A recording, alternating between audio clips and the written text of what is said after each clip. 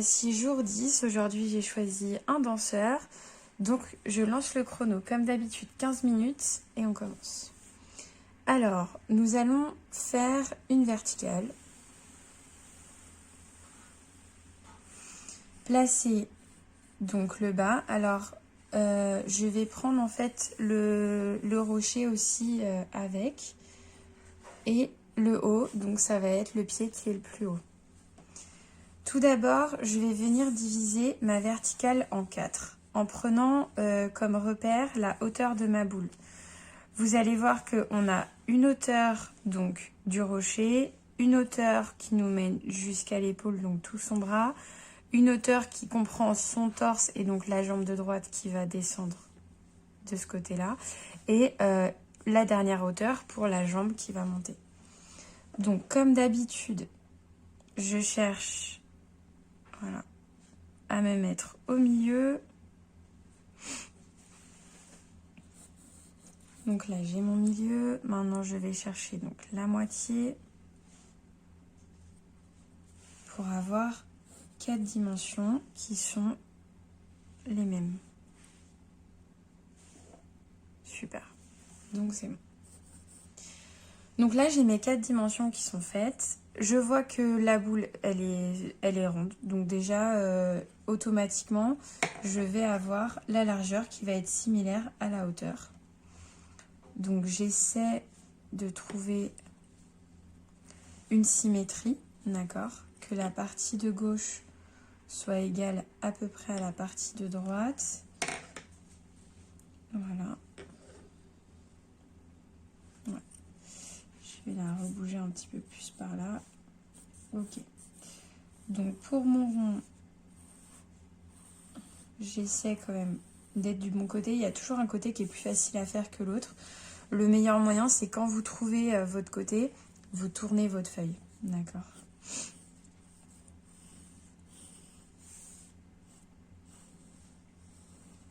Voilà. Une fois qu'on a le rond qui est au sol, vous pouvez tout simplement vous rendre compte qu'à la moitié de notre rond, on va en fait avoir l'arrière. Alors ça, c'est juste pour avoir une idée de là où est placé le sol et puis là où va être le mur.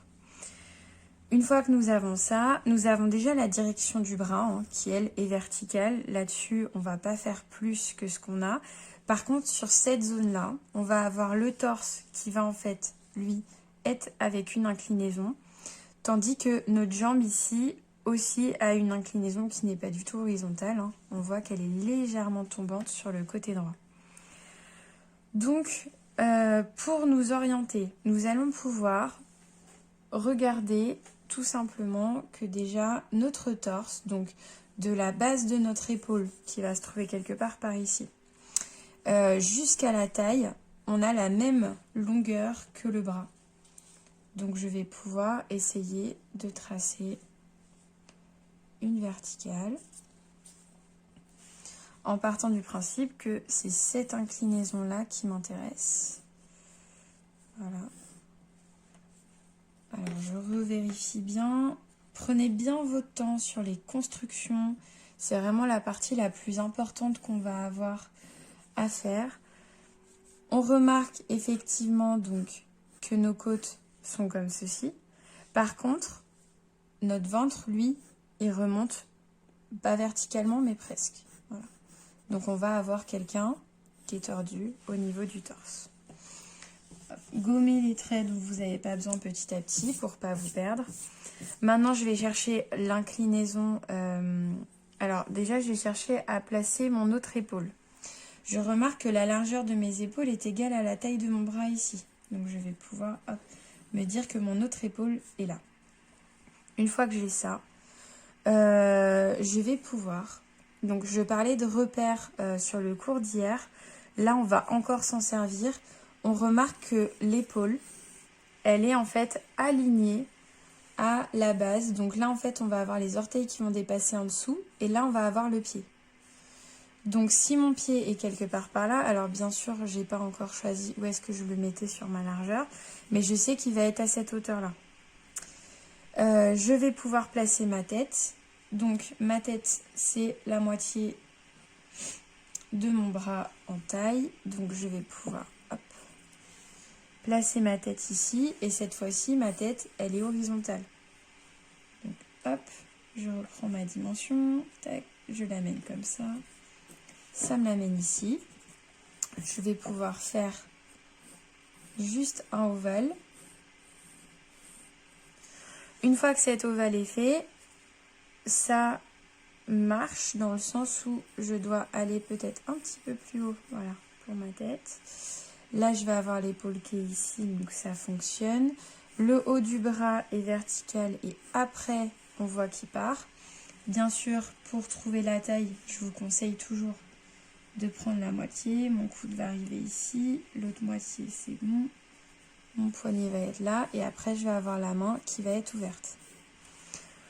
Donc pour moi, les directions sont bonnes. Je vois que la jambe doit forcément passer devant mon coude, parce que j'ai pas de visuel sur ce coude-là, vu que la jambe est devant. Le bas de la jambe est relativement horizontal jusqu'à ce que le tissu tombe. Et je remarque quand même que ma jambe, voilà, est comme ceci. Pour la taille des jambes, vous allez prendre 2 largeurs de bras. Donc cette largeur-là, voilà, ici qui va me mener jusqu'au genou qui va être là. Et je vais reprendre ici qui va me mener jusqu'au talon. Donc effectivement, mon pied était beaucoup plus excentré que ce que j'imaginais. Une fois que tout ça est dessiné, nous allons pouvoir donc dessiner l'autre jambe, l'inclinaison de l'autre jambe, qui elle paraît presque, voilà, légèrement sur le côté, avec un pied qui arrive à ce niveau-là. Donc là, c'est encore flou. Maintenant que j'ai tout ça, je vais faire les formes. Alors, donc là, je vais avoir mon coude. Donc je fais bien un rond pour l'épaule. Vous voyez que l'épaule est quand même assez proche du cou, surtout ici. On voit un plat et hop, on voit l'arrondi de l'épaule. On va avoir le muscle, le coude. Là, la partie du bras qui est un petit peu bombée, c'est celle qui est au-dessus. Et on va pouvoir hop, affiner jusqu'au poignet. On voit à peine la main. Voilà. D'ailleurs, elle est beaucoup plus sur le dessus de la boule. Voilà. Une fois que ça c'est fait, je vais pouvoir créer donc le torse. On parlait tout à l'heure, voilà, du torse qui est placé, donc les côtes sont placées ici. On voit ici le sternum. Toute cette partie-là est toujours dans l'inclinaison des épaules. Là, on voit quelque chose comme ceci avec quelque chose de bombé. Là, on a le sous-bras, d'accord? Donc, faites pas quelque chose de trop fin. Et ça va remonter jusqu'à ce qu'on voit plus, vu que ça va être caché par la jambe. Cette partie-là est très courte. Et en fait, on voit qu'une fois qu'on a dessiné les côtes, hop, ça vient directement se plier. Pareil ici, on a nos côtes qui sont à peu près jusque là. D'accord? Voilà. On va avoir le ventre qui, lui, retrouve presque une forme de verticale. La base du pantalon est légèrement levée côté gauche. Hop, je vais pouvoir donc placer la jambe. Donc là, on va se rendre compte que cette partie-là est un raccourci. La base de notre pantalon ici, même si on voit qu'elle est aussi large en haut qu'en bas, ici paraît plus petite. Voilà. Tout ce qui est loin de nous est petit, tout ce qui est près de nous est grand. Laissez un espace suffisant ici pour vous donner un ordre d'idée. Vous pouvez regarder la dimension que vous avez là. Donc de l'épaule jusqu'en bas jusqu'au pantalon. Et la retrouver ici. Donc moi, ça, je l'ai fait un peu trop bas. Hop. Voilà. Une fois que on a trouvé ça, pour l'instant, on va pas aller plus loin, voire faire quelque chose de trop compliqué. On va juste chercher notre direction. Vous pouvez placer juste ce pli-là. C'est-à-dire qu'on voit que ici, c'est évasé. Et là, ça s'était affiné très légèrement. Pour en fait qu'on voit... alors, si le genou est là, voilà. Bien sûr, le genou ici, il est placé en bas et pas en haut. D'accord? Tout pareil, ici, le genou qu'on va voir, il va être quelque part par là. On va avoir, hop, notre cheville qui va être visible. Laissez quand même une belle épaisseur au pied. Ne cherchez pas à faire quelque chose de trop fin. Vous pouvez dessiner les orteils. Voilà. La main qui va être ici, on essaie de faire comme si, d'accord, ça se continuait, pas quelque chose comme ça. Sinon, ça ne se suit pas. Ça ne se suit pas du tout. Alors, hop, donc on va se retrouver avec quelque chose comme ceci. Je remarque que mon poignet, je l'ai fait trop haut, donc je vais le baisser dès maintenant. Ma main est ouverte et légèrement pliée. Donc je vais juste tracer la direction des doigts, c'est tout. Je ne vais pas aller sur quelque chose de plus compliqué que ça. Je vais m'attarder un petit peu sur cette jambe.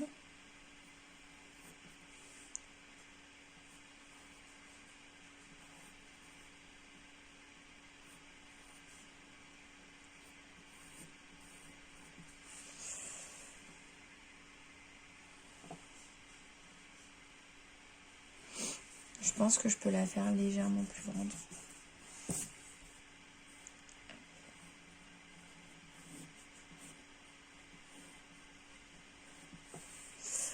Et aussi plus large.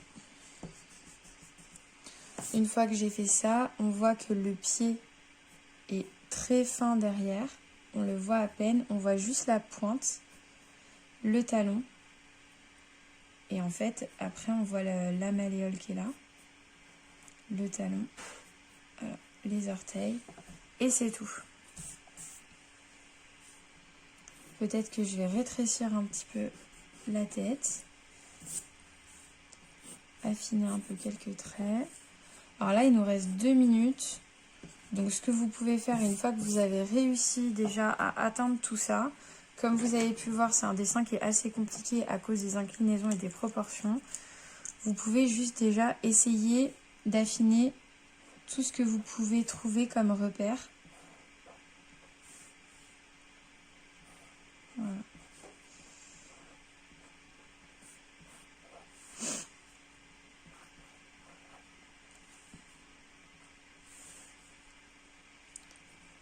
Hop. Effectivement, les oreilles vont être assez visibles.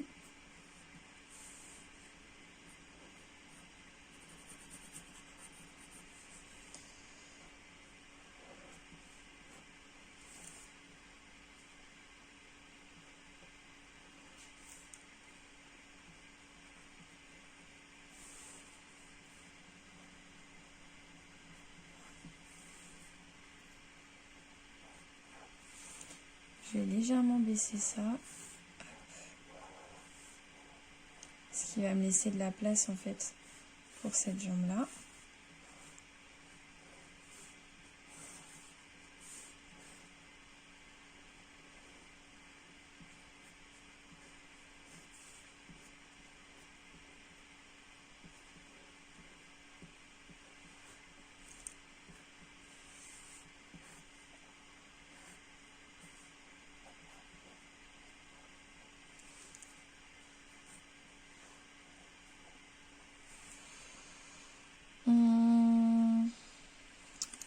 Bien sûr le rond, l'arrière. Et une fois que j'ai fait ça, je peux commencer à faire tout ce qui est détail.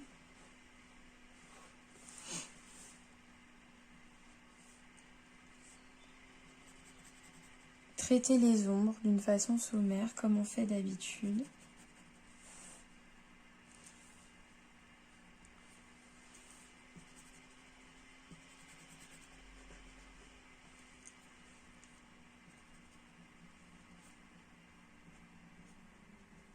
essayez de voir où les ombres sont souvent placées.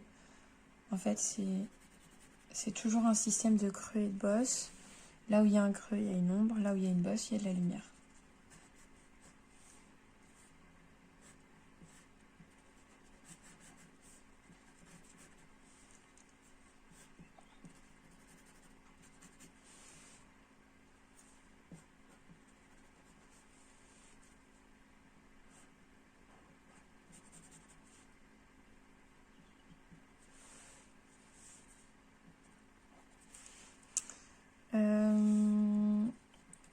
Hop.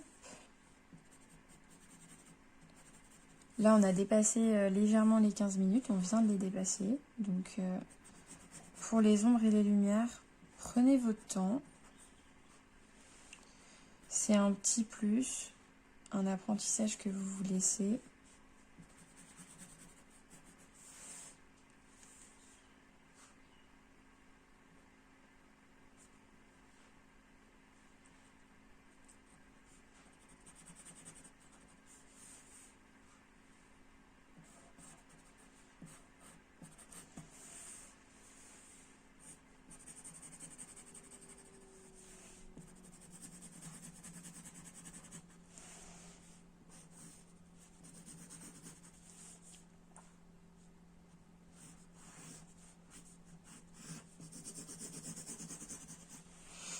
Voilà, pour aujourd'hui, je pense que c'est bon. On se retrouve demain pour une autre vidéo. Belle journée!